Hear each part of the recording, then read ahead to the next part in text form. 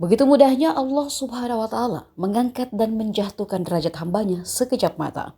Itulah kini dirasakan Sun Haji, pedagang es teh keliling yang dikatakan goblok oleh Gus Miftah. Satu persatu rezeki datang menghampiri Sun Haji, sementara Gus Miftah harus memetik bulian atas perkataannya yang berakhir viral. Bantuan itu datang dari pemilik akun Instagram @sayaphalti yang membuka donasi untuk membantu Sun Haji. Tak hanya itu, co-founder es teh Indonesia Haidar Wuryanto juga meminta netizen untuk mencarikan kontak Sun Haji.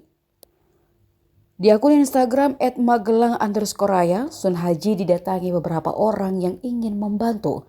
Bahkan YouTuber Willy Salim tak ketinggalan momen mengunjungi dan memberikan uang tunai segepok. Simpati juga datang dari Ustadz Muhammad Fakhrul Razi Ansar. Ia mengajak Sun Haji umroh pada Maret 2025 mendatang. Ajakan itu diposting Ustadz dalam akun Instagramnya. Kan mau diumrohkan? Iya, makanya Ya Allah Pak Sun, izin saya screenshot ya. Pak Sun, Masya Allah, Insya Allah ya di Ramadan tanggal 3 Maret kita berangkat ya Pak Sun.